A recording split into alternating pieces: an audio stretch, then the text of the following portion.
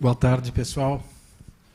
É um prazer estar aqui e poder compartilhar aqui com vocês um pouco das nossas experiências.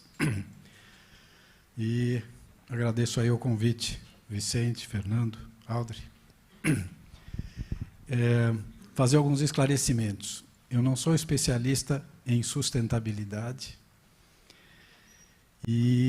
mas nós estamos trazendo aqui um apanhado daquilo que nós desenvolvemos aí ao longo dos anos. Talvez isso esteja um pouco mais focado na área de grandes edifícios de escritório, e que foi um processo que nós desenvolvemos aí do começo da década de 2000 até 2015, que depois apagaram a luz, e nós não temos feito projetos mais nessa escala faz muito tempo. Mas, enfim, e esses projetos, em geral, têm uma questão da certificação, do desempenho, as fachadas são muito importantes.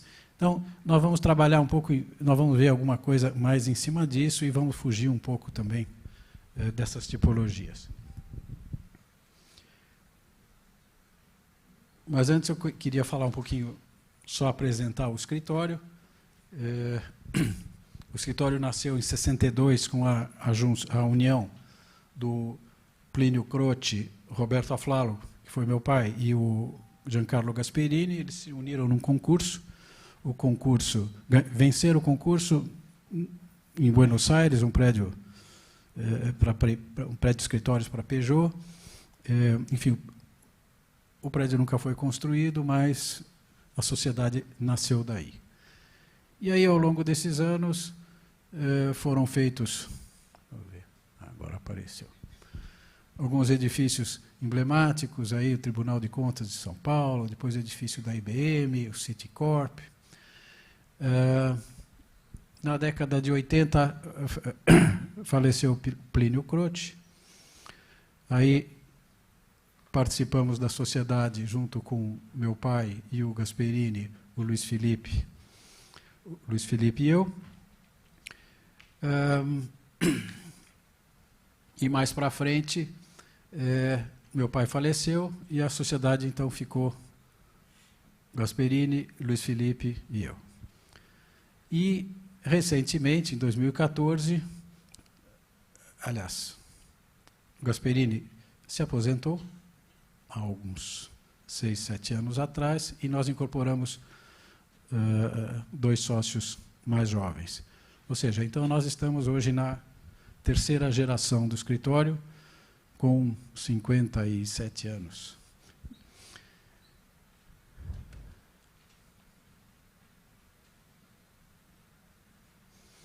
Enfim, alguns passos importantes aí nessa história, quando dos primeiros prédios sustentáveis, e 2 edifícios que são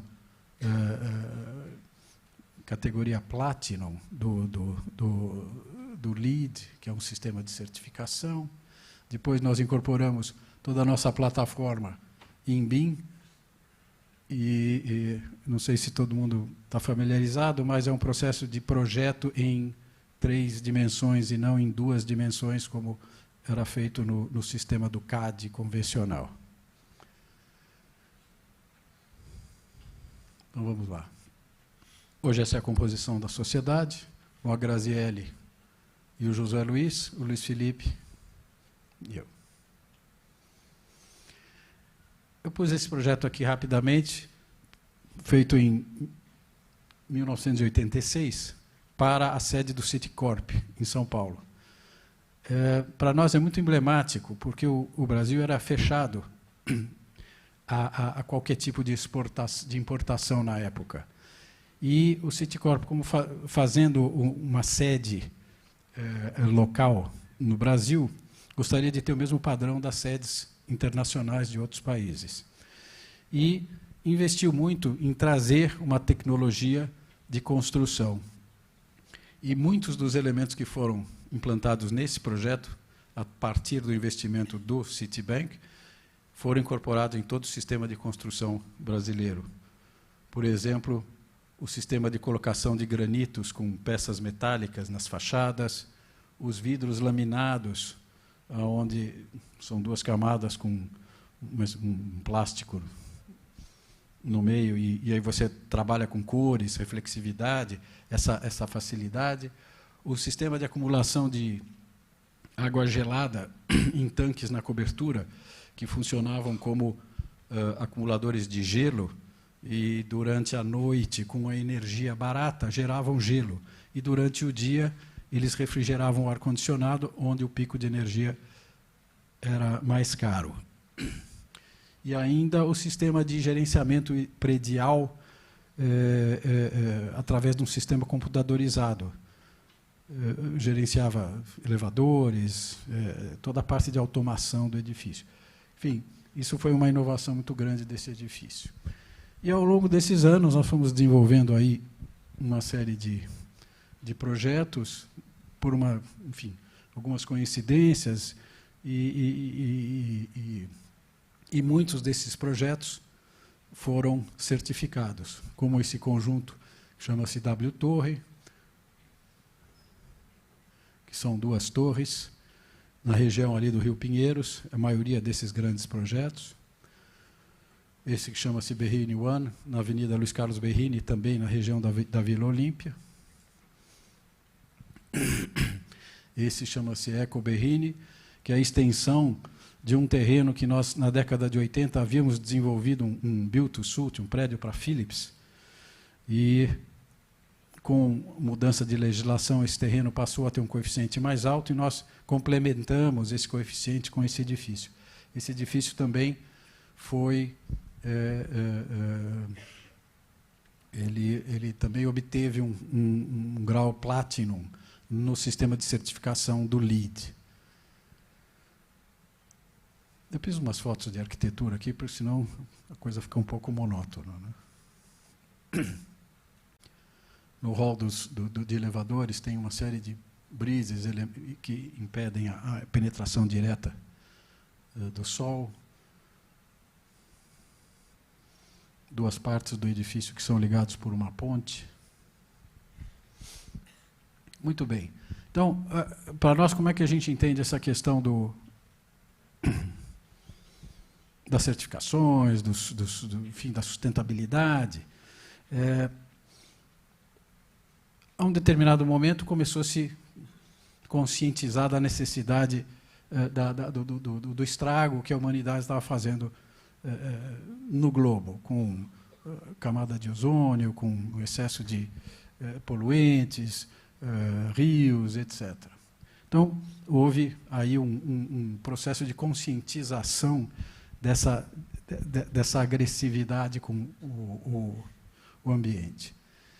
E aí começaram a amadurecer os conceitos de sustentabilidade. Bom, como é que a gente equilibra estas ações? Esses conceitos começaram a migrar para os projetos arquitetônicos. Projetos de uma maneira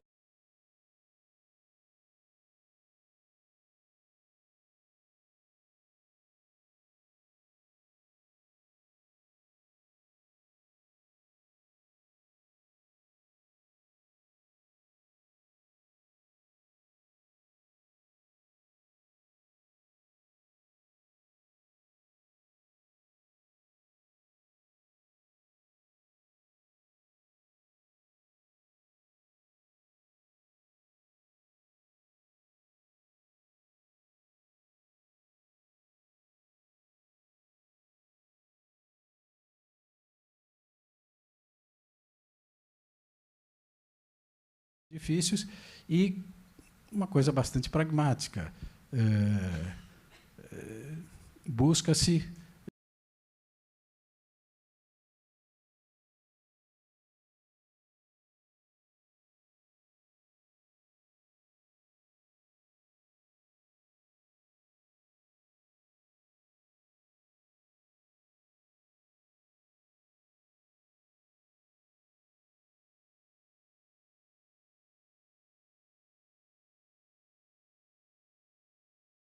já embutem os principais fundamentos arquitetônicos. Muitas vezes a questão de implantar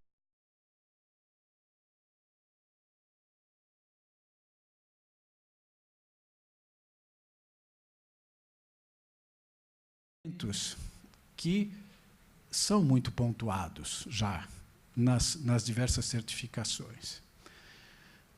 Mas nunca houve uma preocupação sistêmica com uma série de outras questões que, eventualmente, façam sentido e que poderiam também andar nessa mesma direção. E a certificação amplia um pouco o alinhamento desses vetores e vai buscar outras questões que são paralelas, que a gente, às vezes, não dá muita importância, mas que acabam fazendo sentido dentro de um conceito mais amplo de sustentabilidade. Talvez o nosso primeiro edifício certificado foi esse, Eldorado. É um edifício grande, com 32 lajes de 2.000 metros quadrados. E lembrando que esse edifício teve o início do seu projeto, o desenvolvimento, toda a conceituação, partido arquitetônico, todo o desenvolvimento dele até um certo ponto, no começo da década de 2000, e não existia certificação. Pelo menos ninguém falava disso aqui no Brasil. Aí nós tivemos uma crise, 2001, e muita coisa ficou parada. Outros projetos nossos, inclusive, iniciaram construção, projetos grandes, e a construção foi interrompida e nada aconteceu. A partir de 2004, 2005, foram retomadas o andamento dos projetos e surgiu a certificação. A principal certificação para esse tipo de edifício, que é o edifício de escritórios, vem do LEED, que é o Leadership in Energy Efficiency, alguma coisa. Enfim, é uma instituição que estabelece critérios para a certificação e tem vários patamares, desde a certificação simples, aí a Silver, Gold e Platinum. E cada uma delas tem mais pontos, até esse Platinum. E esses processos de certificação também é revisto anualmente, em função de novos critérios, em função de novas exigências. Ou seja, um edifício como esse, que foi certificado em 2008, alguma coisa assim, e obteve essa alta classificação de Platinum, não sei se hoje ele teria a mesma classificação. Mas, enfim, um pouco da arquitetura, todo o acesso, ele tem um térreo elevado e todo esse acesso é feito por escadas rolantes, e ele está num nível já de uma plataforma de metrô, e tem uma passarela que liga a um shopping.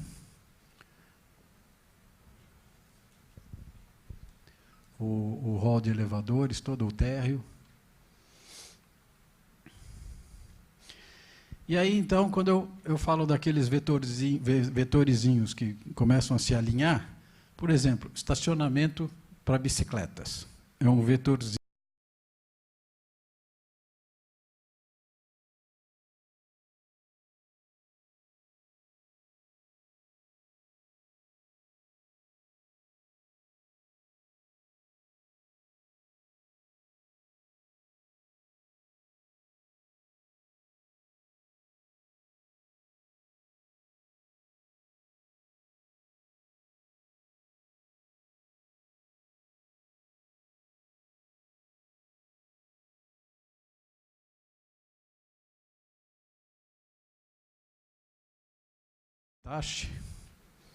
Onde os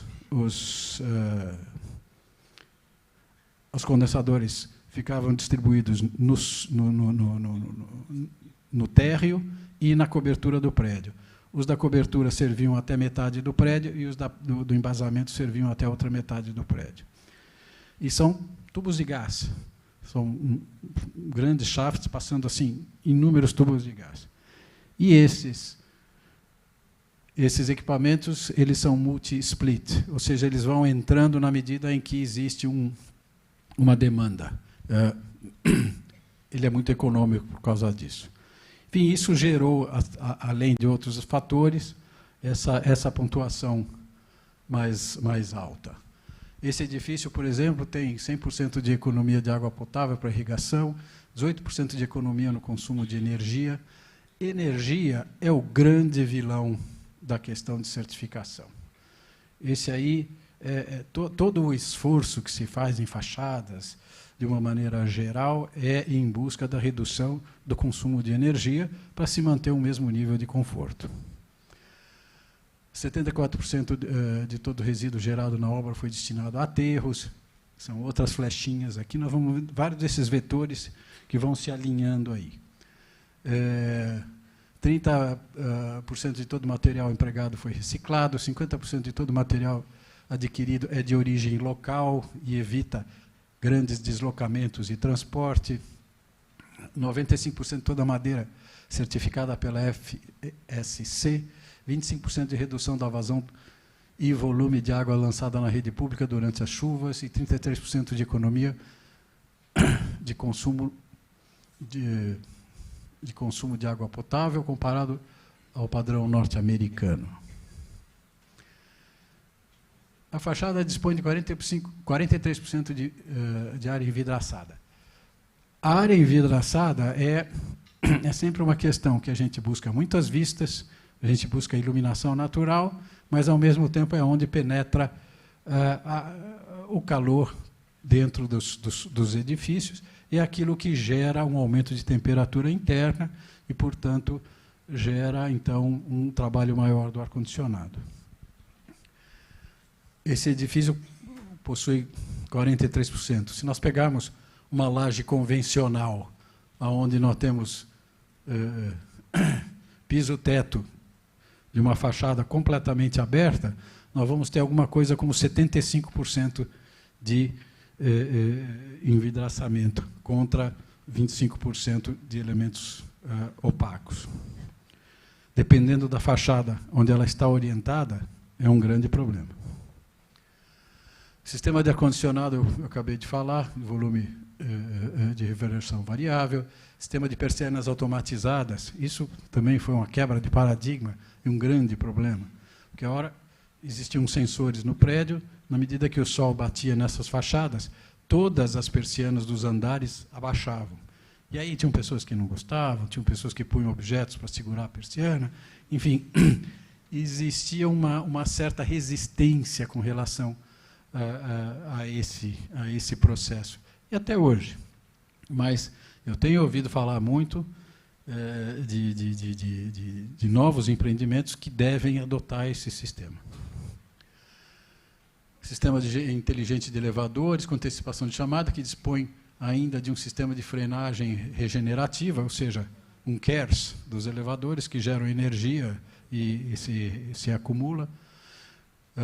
Coleta seletiva e as águas, de uma maneira geral, das áreas comuns, tanto para irrigação como áreas verdes, e limpeza provém da chuva reutilizada e condensação gerada pelo funcionamento do ar-condicionado. Ou seja, existe uma tendência, basicamente, de reduzir o consumo da água e da energia.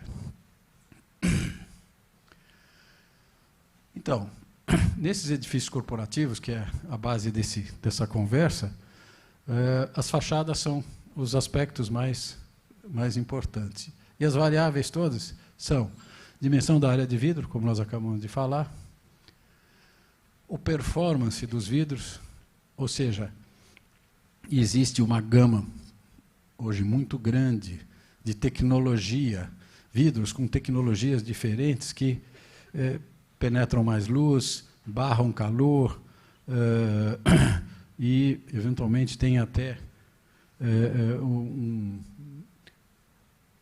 uma função de escurecer e clarear. Proteção solar ativa e passiva. As cortinas internas, por exemplo, é uma proteção ativa. um brise fixo na parte externa, é uma proteção passiva. Sistema de ar-condicionado. Cada vez que nós iniciamos um projeto novo, nós passamos por toda a lista do ar-condicionado e nós vamos avaliando as devidas características, consumo, as expectativas, a tecnologia atual disponível, enfim, por mais que a gente tenha projetado vários edifícios, toda vez a gente começa do zero e retoma todo esse processo. Aliás, em toda a fachada, em todos os elementos aí do prédio. Sistema de iluminação, também. A questão de iluminação tem evoluído muito rápido, hoje em dia, caminhando para o LED. Mas esse processo, obviamente, está baixando o custo, mas existe a iluminação ainda convencional.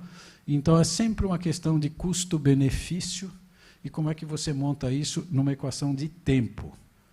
Porque, às vezes, um investimento inicial um pouco mais alto representa uma economia em 2 anos, ou em 5 anos, ou em 10 anos, muito significativa. Então, por exemplo, esse é um projeto que nós fizemos no Rio de Janeiro, nós não chegamos, ele não foi construído, pegou exatamente o apagão de 2014, acabaram as Olimpíadas, acabou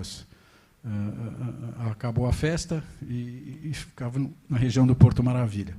Mas aqui foram feitos uma série de estudos com a Arup, que é uma empresa multinacional, e trabalhando essa questão de energia, principalmente das fachadas. São 2 corpos, né, ligados aí por alguns elementos, pelo embasamento, por esse topo, mas basicamente são 2 torres de escritório, com algumas características, são várias fachadas, e essas fachadas foram analisadas uma a uma, e depois colocadas em tabelas. E quais são as variáveis aqui? As variáveis são sistemas de ar-condicionado, esse COP 4.6, 4.8 e 50. Isso se repete aqui e se repete aqui. O 4.6 é menos eficiente, o 5.0 é mais eficiente. Sistema de iluminação, T8, T5 e LED. A eficiência caminha de cima para baixo. O LED é o mais eficiente, o T8 é o menos eficiente. E aí as diversas fachadas do edifício.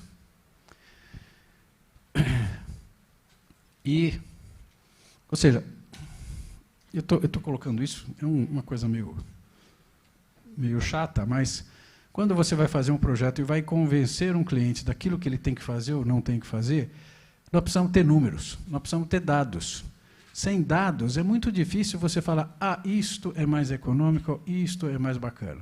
Ou é uma questão conceitual, onde o camarada acredita e ele vai fazer independente do investimento, ou você tem que apresentar uma justificativa de eficiência e uma eficiência numérica. Então, a gente vai chegando que para cada fachada existe uma relação aqui ideal para que a gente supere o ASHRAE, que é um baseline da norma americana de performance de eficiência.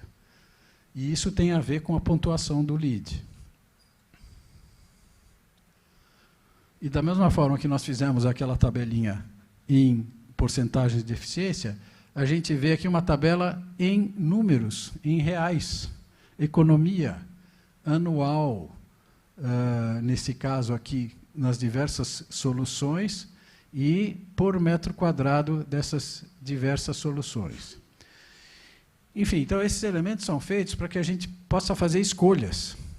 Nós vamos escolher o melhor ar-condicionado, a melhor iluminação, o melhor vidro, colocar brise. Qual é o custo de tudo isso nesse investimento, nesse empreendimento? Qual é o equilíbrio que vai nos dar a melhor solução? Enfim, então, esses trabalhos a gente tem desenvolvido bastante quando trabalha com prédios nessa escala. Como eu disse, nós não temos trabalhado com prédios nessa escala já fazem uns 5 anos. Mas essa é a metodologia, é o processo para se chegar a algumas decisões de fachadas. Esse conjunto também é um conjunto bastante grande em São Paulo, são 2 edifícios. Esse projeto foi desenvolvido em cooperação com o César Pelli, um escritório americano. E aqui tem um demonstrativo também interessante, que é um conjunto no verão, às 16 horas. Aqui nós vamos ter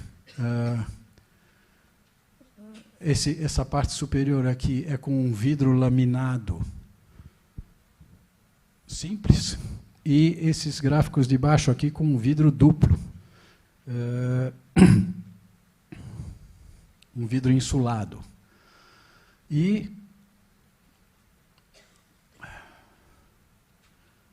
aqui nós vamos ter uma situação onde nós não temos um brise na fachada que proteja parcialmente o sol, ou seja, aquela história da proteção passiva.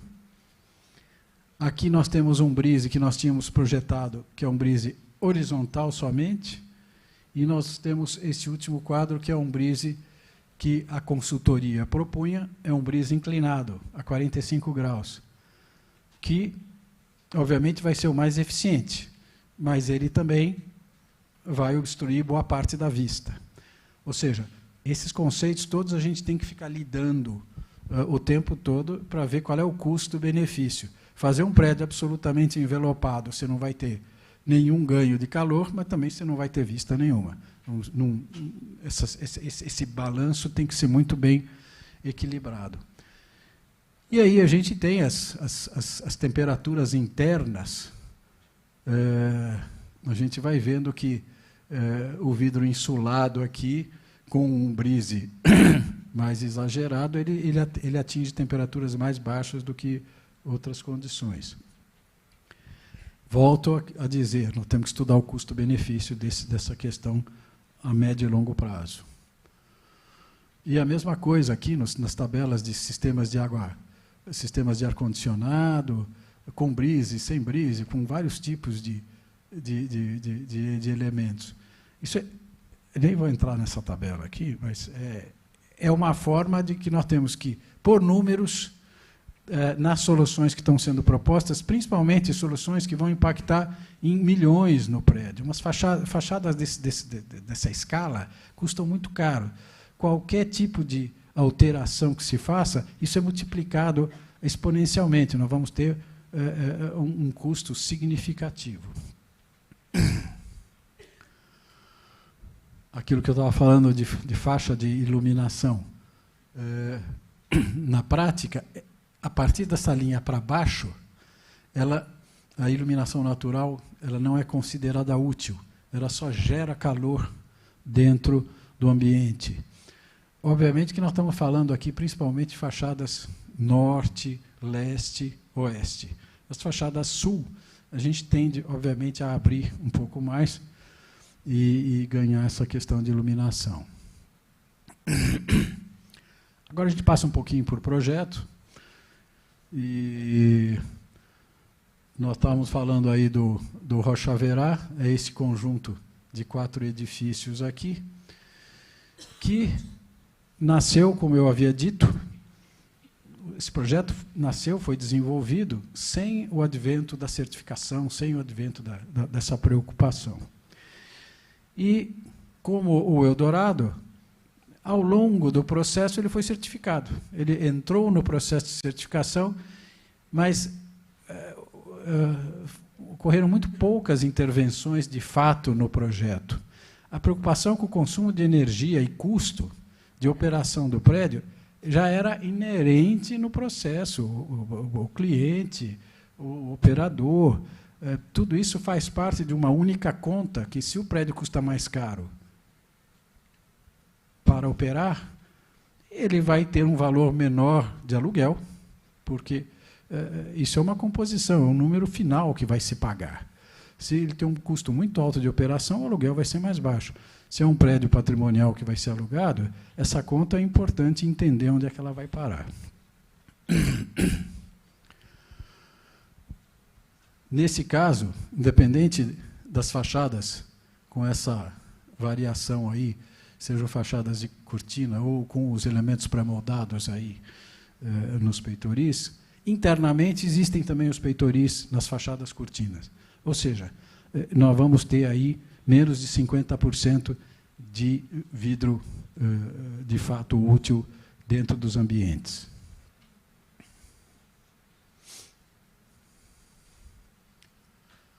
E tem uma curiosidade. Essa inclinação desses edifícios nasceu numa discussão puramente imobiliária, econômica. E nós estávamos discutindo que os andares superiores têm maior valor do que os andares inferiores. E aí, então, a pergunta foi feita, por que nós não fazermos andares maiores em cima e menores embaixo? E aí, esse desenho é quase que uma decorrência dessa discussão e acabou gerando um conjunto curioso. Também quebra outros paradigmas em São Paulo. Todos os conjuntos eram muito murados, cercados, problemas de segurança. E aí optou-se por fazer uma grande praça. Esse conjunto é aberto, essa circulação, a fruição, ela é total. O controle é só feito nos lobbies dos edifícios e os automóveis entram diretamente da rua para rampas de subsolos. Só passeia pelo térreo algum carro, um táxi, alguma coisa assim, coisa eventual, mas basicamente é de pedestres. Esse é um outro edifício também certificado, também Gold, o Jatobá. Aqui existia, então, uma preocupação das fachadas menos insoladas e das fachadas mais insoladas. Nós trabalhamos aqui com brises e bandejas de luz.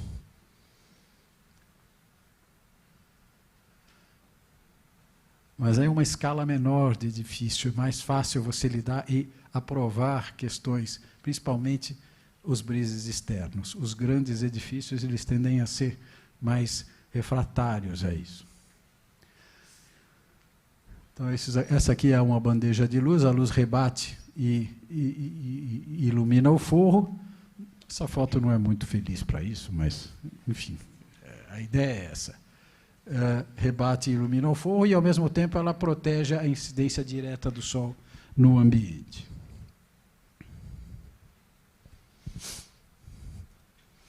As fachadas que não têm esse tipo de coisa vão acabar trabalhando com o rolô na medida do necessário. Esse andar estava vazio. Aí, nessa questão também de elementos externos e brises, isso foi um concurso que nós participamos. Não aconteceu nada com esse concurso, mas sempre que a gente faz um esforço numa determinada direção, a gente tira algum partido disso e é bacana. O que nós propusemos aqui como anteparos? São elementos verticais de vidro, e esses elementos são serigrafados. Isso aqui seria um desses elementos que nós estamos propondo aqui. Ou seja, é um brise que não é sólido. Ele permite iluminação, mas não iluminação direta do sol.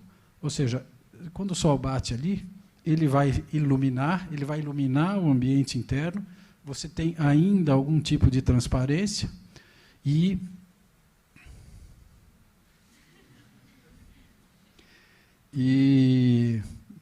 se puder tirar essa luz aqui, eu agradeceria. E cumpre a função do brise. Então, a gente teria uma visão, enfim, próxima disso aqui, e nos programas aí a gente até simula o que seria a proteção aqui do sol, vendo só as faixinhas de sol que entraram. Até hoje ainda não conseguimos usar essa solução, mas nós estamos tentando. Vira e mexe, a gente volta a trabalhar com ela aí. Esse edifício também foi um estudo que nós fizemos recentemente e que acabou não vingando, mas ele também tem, nas fachadas principais aqui, mais insoladas, ele também tem esse material. Um dia nós vamos conseguir. Eu acho que é só uma questão de perseverança. Uma outra solução curiosa, nós acabamos de fazer um estudo para um edifício. 10 minutos? Vou ter que correr. Para um edifício, numa região do Ceasa, e nós pegamos as caixas de verduras do Ceasa como modelo para usar os tais dos brises.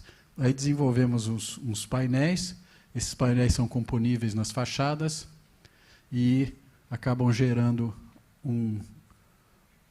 uma renda curiosa, fora um pouco dos padrões, mas que tem essa função de proteção solar. A escola Avenues, uma escola internacional que se implantou em São Paulo recentemente. Na verdade, é um retrofit. Isso aqui era um edifício original de escritórios, e nós tivemos que adicionar esses volumes, que são quadras esportivas, teatro, pátio coberto, são as grandes caixas, como a gente fala. E depois, uma integração entre os elementos principais aqui. Aí buscamos desenvolver proteções solares para salas, principalmente, com as tais bandejas de luz e brises. Esse processo foi desenvolvido a partir da estrutura existente. Isso aqui é a estrutura existente do prédio. Estudamos inúmeras formas de maior eficiência desses elementos passivos da fachada. Aí fizemos renderizações, buscando a equalização dessa fachada através do uso de metal perfurado. Esses são renders a partir dos modelos, usamos inúmeros modelos desse tipo. E aqui já são as fotos da solução real. Os brises nas salas de aula.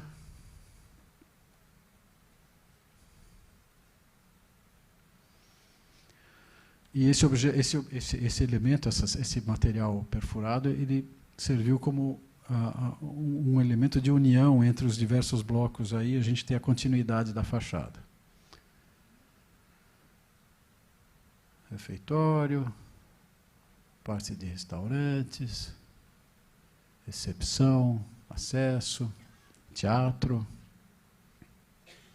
quadra esportiva coberta. Aí nós abrimos uma série de buracos nas lajes existentes para conectar os andares dos diversos anos separadamente. E ali nós estamos vendo os brises e o performance das janelas. Aqui passa a tela perfurada por fora, mas internamente você tem uma visão perfeita lá do exterior. Vou acelerar, hein? As áreas de convívio.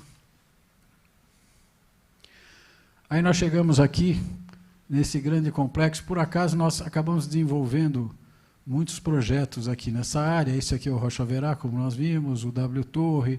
Aqui tem as torres da Multiplan. E esse grande complexo aqui, que é o Parque da Cidade. Um projeto de 600 mil metros quadrados, e que, obviamente, está sendo implantado em fases. Esse é o grande conjunto todos esses edifícios. E esse projeto obteve uma certificação de neighborhood, de vizinhança. Ele tem uma escala mais ampla. Ele tem essa preocupação já mais urbanística.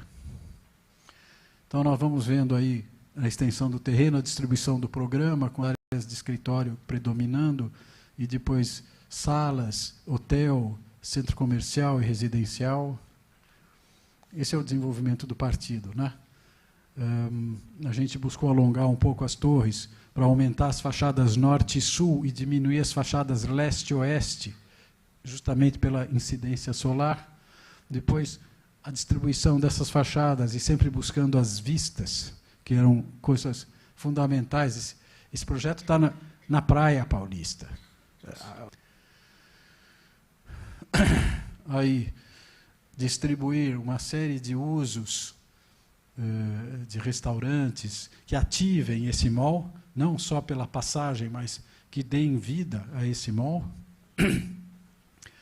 E o parque é um parque significativo, tem um projeto de paisagismo muito elaborado. Nesse processo todo foram estudados, eu estou pondo aqui só alguns exemplos rápidos, os gráficos de insolação e ganho de calor nas diversas fachadas, os ventos predominantes e os possíveis eventos e mitigação dos efeitos do vento nas grandes torres, que geram a ação no embasamento e, às vezes, é muito desagradável. Ruídos.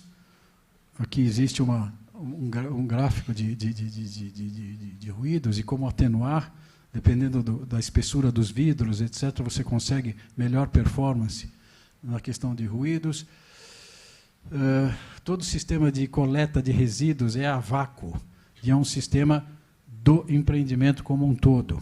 Quer dizer, existe um equipamento e toda uma distribuição de tubulação que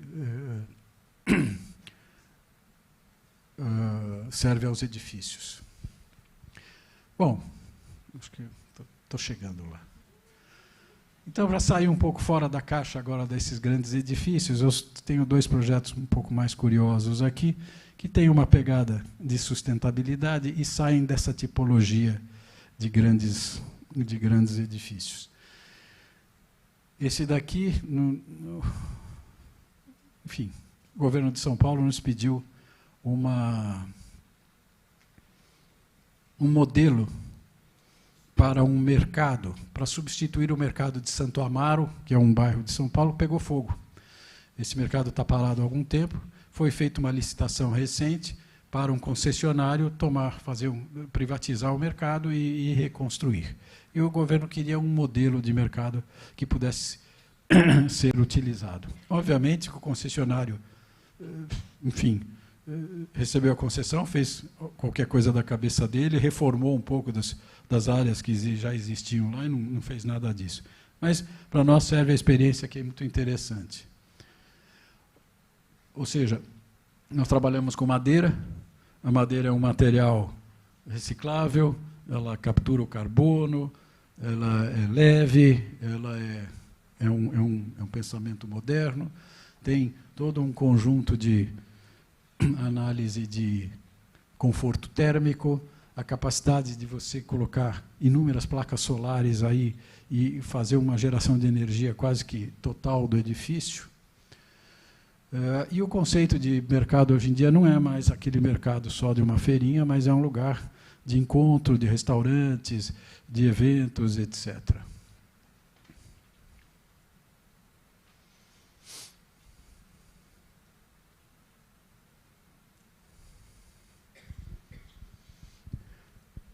E aí a gente consegue efeitos de iluminação interessantes, muita iluminação natural, as estruturas podem ser muito leves, enfim, é uma diretriz que, na medida do possível, a gente tende a buscar trabalhando com projetos de madeira. E esse daqui é um outro projeto que também sai da caixa, apesar dele ser feito de caixinhas. É um laboratório da Poli, do setor de materiais.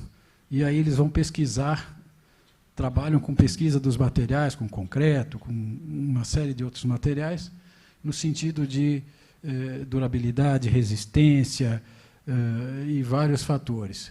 E o que nós fizemos foi desenvolver um prédio, não só, esse aqui é um prédio existente, nós estamos reformando e fazendo esse adendo aqui, com mais esse elemento. Esse elemento, por exemplo, é todo de madeira, justamente para entrar com questões de incêndio, etc., elevadores, na questão da madeira. E toda a fachada dele e todos os sistemas são intercambiáveis. Ou seja, pode-se trocar estas fachadas por diversos tipos de material e fazer esses testes ao longo do tempo. O prédio é um rack de teste de materiais. Ele está começando a ser construído, já fixaram as estacas aí. Bom, enfim, quais são os objetivos em geral da questão da certificação que a gente tem visto aí? Menor atrito com a natureza, que se traduzem basicamente em dinheiro. É uma questão econômica. Sustentabilidade é uma questão econômica.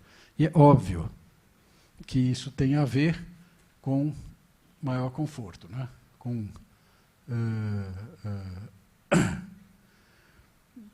para que a gente tenha esse nível de conforto, a gente gaste menos dinheiro.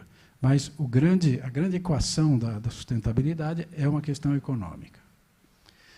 E onde estamos, as estatísticas mostram que esses edifícios certificados têm maior valor de mercado e menor taxa de vacância. São números assim, em torno de 7%, 10%. Qual é o maior problema? É a falta de dados do performance real dos edifícios certificados. Se a gente consegue aquelas tabelas barbas lá no começo que falam de economia de tanto, etc., etc., nós não temos esses dados de pós-uso. Como é que esses edifícios, de fato, performaram ao longo do tempo. E nós já temos bastante tempo desses edifícios todos por aí.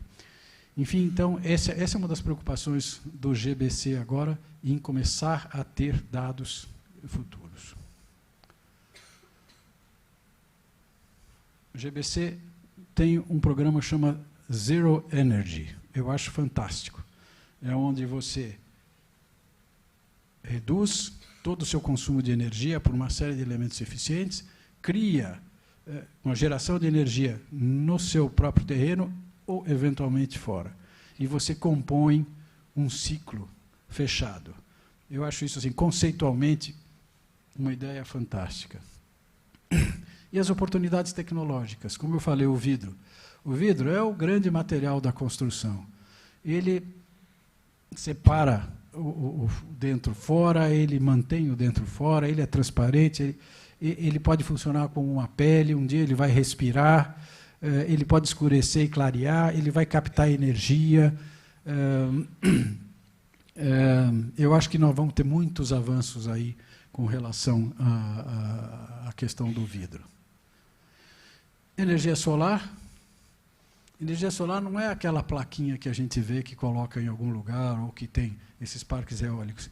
Energia solar vai se transformar em alguma coisa que vai ocupar basicamente todas as superfícies das grandes cidades, por exemplo, dos automóveis, das ruas, dos telhados, das casas, talvez tintas que tenham a capacidade de gerar energia.